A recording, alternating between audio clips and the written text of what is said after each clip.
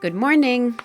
Before moving into the capital city of Valletta, I'm planning for an easy, relaxing dive, which leaves me ample time to explore Malta's long history and its rich maritime traditions.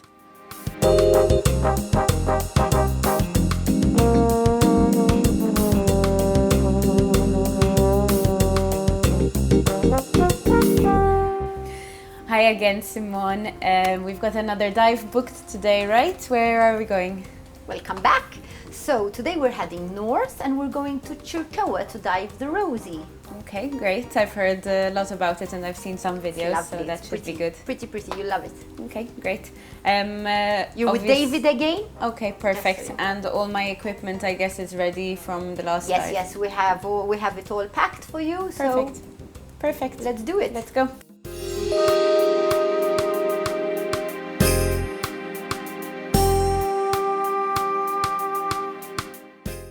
David conducts his briefing upon arriving at the dive site.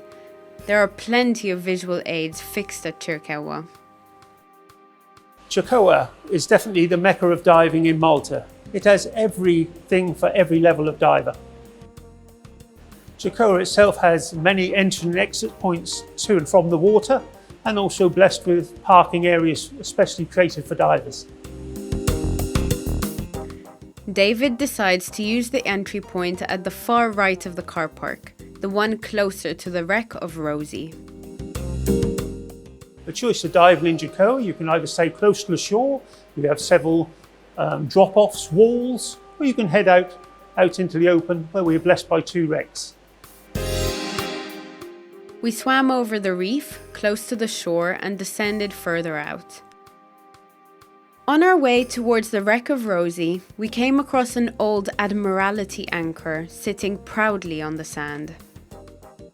Not far from the anchor, we reached the bow of Rosie. The tugboat of the Rosie was scuttled in 1992, a very robust built ship, so very much the same as the day she sank. Obviously to dive her, you can navigate out from your entry point using the yellow marker buoys as a bearing and navigate your way out to them. It's super easy to dive this wreck. It's not very big and it's not very deep. I had a great time filming both divers as well as the fish which made this wreck their home. The wreck itself is standing bolt upright in 36 metres of water on a flat sandy bottom, only 20 metres away from the reef itself. The wreck in length is 30 metres. It offers several swim-throughs around the wheelhouse, underneath the cabin, and also the hold at the back. The wreck offers some swim-throughs as well, and wreck penetration is very easy. Many fish species congregate around the wreck and use it for shelter. Rosie is also very good for underwater photography, and many divers have used this wreck precisely to improve their newfound skills in underwater image composition. Combining your dive time to include the wreck and the reef will make for a very enjoyable dive of around 45 minutes. To get the most out of this dive, you either follow your dive guide, or with a little bit of homework before diving at Chircoa, you get to see some other smaller diving attractions such as tunnels carved into the cliff walls.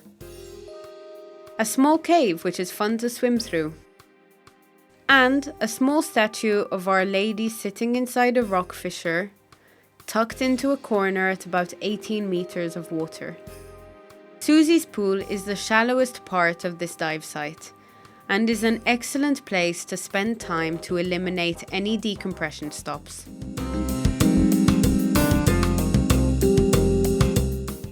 One simply cannot visit Malta and not visit Valletta.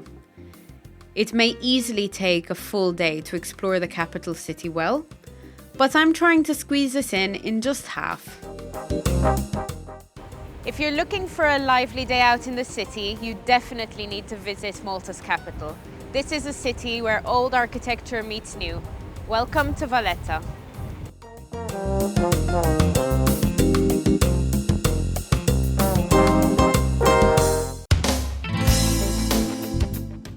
Against the backdrop of its Baroque palaces and churches, Valletta is a modern, bustling capital, full of up-and-coming boutiques, trendy hotels, and a wide variety of eateries to suit any taste waiting just around every corner.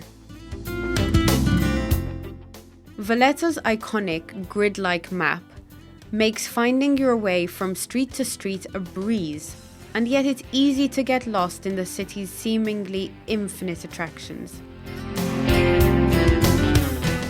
From the wonderfully Baroque Auberge de Castile, which now houses the offices of the Prime Minister of Malta, to the lavish 18th century Manuel Theatre, which was originally built to cater to the island's growing interest in the performing arts. With the pandemic behind us and a return to a new norm of life, will certainly inspires the energy back to the city. Republic Street is the heart of Valletta. A variety of shops, many of them family-run. The National Archaeology Museum is halfway down this street, and if you have time, do pop in.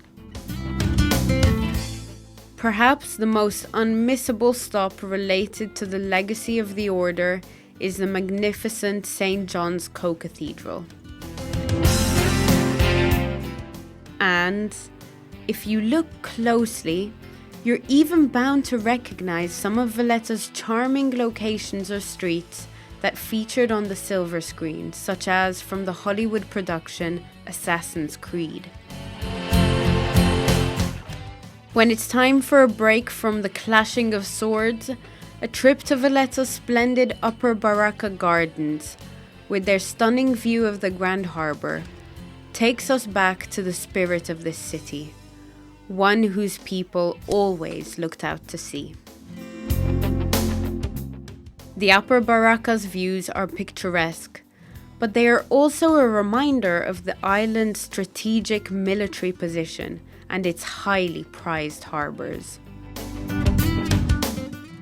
Just below it, one can clearly view a well-preserved saluting battery, which protected the Grand Harbour from assault for 500 years, and which still delivers a tribute salute daily at noon. Before you come to Malta, try to check for events and activities that would be staged during your stay, as these are special occasions. For example, assuming that social distancing will no longer be an issue, every year at the Upper Baracca Gardens, a wine festival is held. The wine festival coincides with the start and finish of the Maltese grape harvest. If you are a wine lover, this festival will give you the opportunity to taste some of Malta's wine produce, run by Malta's oldest family-run winemakers.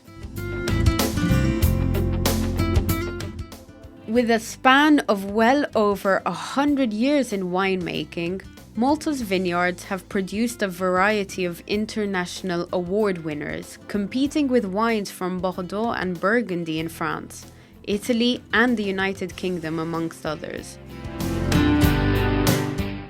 When on the island, it's worth keeping an eye out for live as well as popular music festivals like the famous Isle of MTV, which is organised by the Malta Tourism Authority yearly just outside City Gate in Floriana.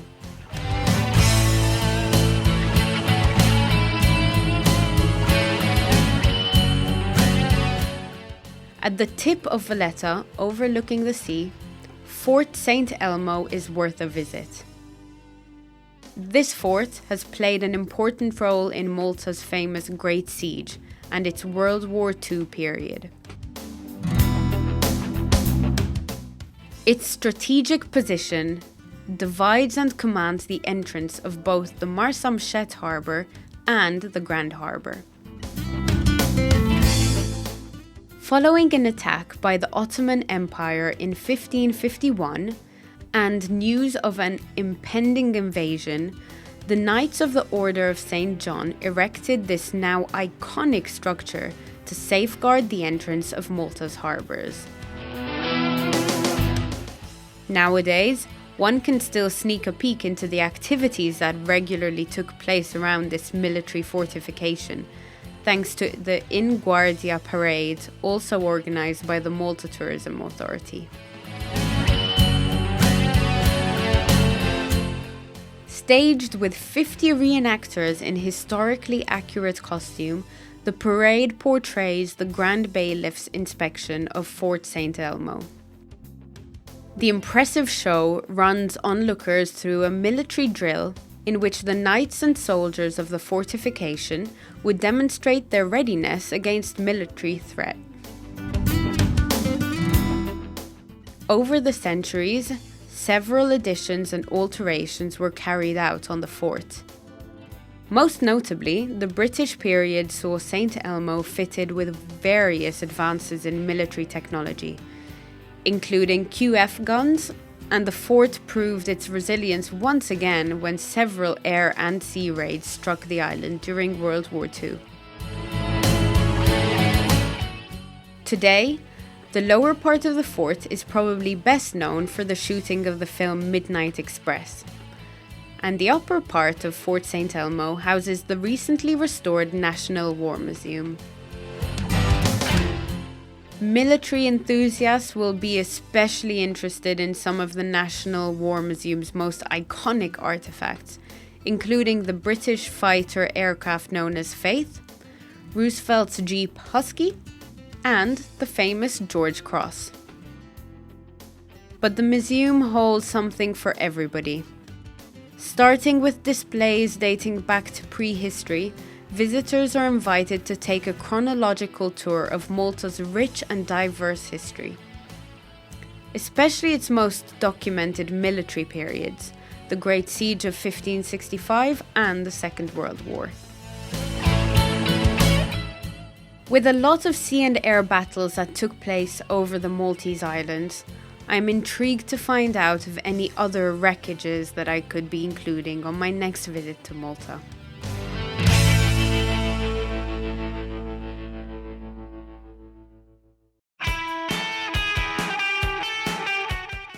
Thank you so much for the dive on the Rosie today. I think so far it's been my favorite dive. Not one of the most complicated or most to see, but going down and seeing that wreck come up in the middle of the blue is like a Hollywood movie. I thought it was beautiful.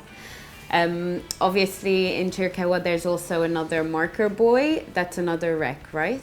It is indeed, yes. The two marker buoys, one marking the Rosie itself, and the other one's marking the patrol vessel, the PE-29.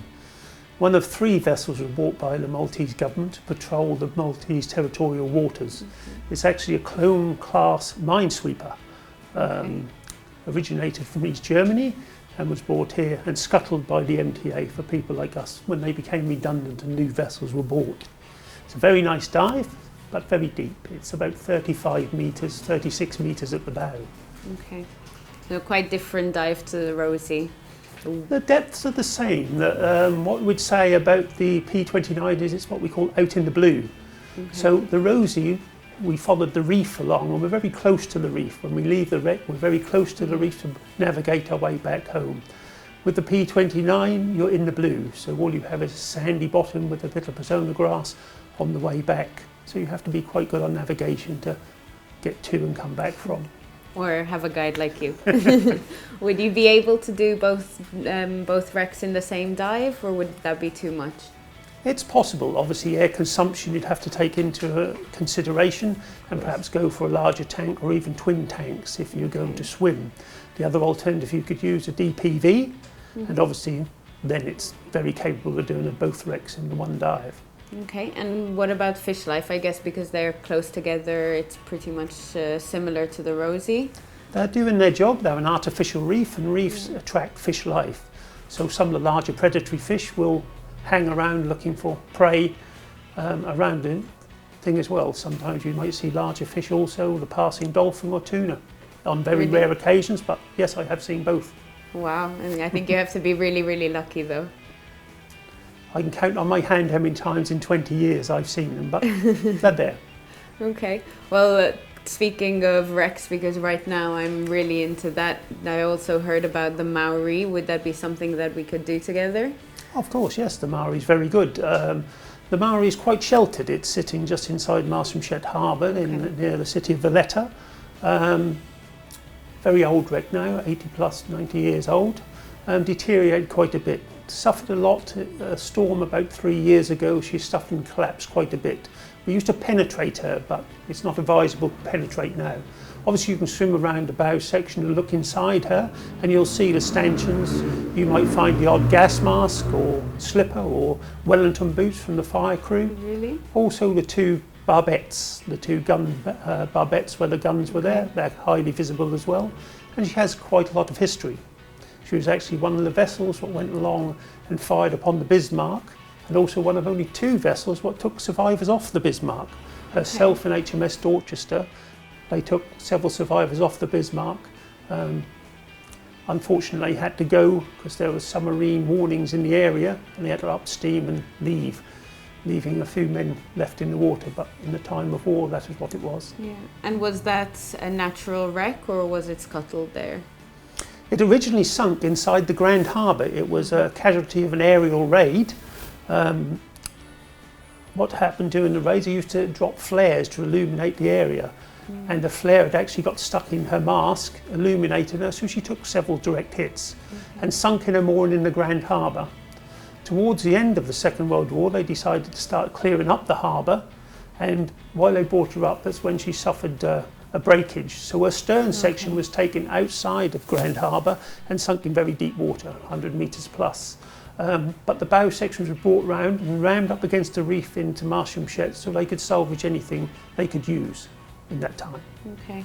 And you mentioned that it's not advisable to penetrate it now. Is it just no, because unfortunately, of the... when you see it, there's not a lot. There's a couple of stanchion holding a few ton of metal above, so it wouldn't be advisable to swim through it anymore. Okay, so I guess it's not a wreck for advanced divers to do, I guess, because you're just swimming around it. Most levels could do it. Would I be able to do it at my level? It's sitting in 14 metres, so it's Okay. open to most levels of diving, even for complete novices. So you have the history behind it as well, so you're not just diving a lump of steel, there's history behind it. So most people will probably want to do something like the Mari. Okay. It's a real wreck. It's a real wreck. That's really interesting. And having someone who knows about the history makes it even more interesting, definitely. And finally, I also wanted to ask about something, the mosquito. I've heard it a little bit, but I don't know anything about it. Okay, the Mosquito again, an aeroplane wreck. Okay. Unfortunately, with the Mosquito, it was of a wooden construction, so a lot of it's actually deteriorated and gone.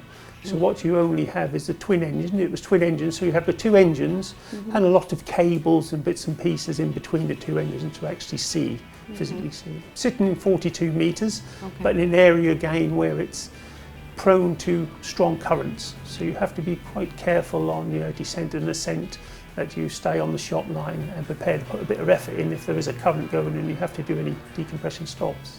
Okay, I guess because there's not much left of the wreck, then there's not that much marine life. Not overly. You might have the path. Not like a wreck, not like a reef, a larger like the wreck over Rosie in Jacoa and places like that. No, unfortunately not. No. Okay, but something still interesting to do because of because it's a plane. If you're a plane buff, you want it on your tick list for sure. Yes, Yeah. and there's certainly divers who just want to look at aeroplane wrecks for sure. But we do have others. They should come and visit them all. Yeah. Well, I'd love to do the planes, but I think next on the list is the Maori. Nice and easy, and a lot of history, and I can learn about the islands a little bit more. Fantastic. I look forward to taking you. Perfect. Thank you very much.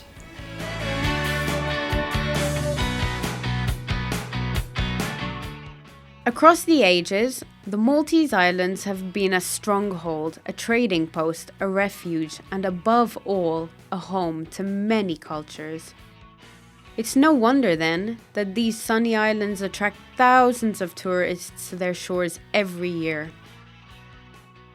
Valletta is also an attraction during December, where the streets come alive with Christmas decoration, people flocking in Valletta in search of their special Christmas gift or dining in one of the city's side streets. With all that I have seen so far, The Maltese Islands have certainly lured me to return for more. With just a couple of more days left for my holiday to end, I'm planning to get the most of my remaining time and enjoy every minute of it.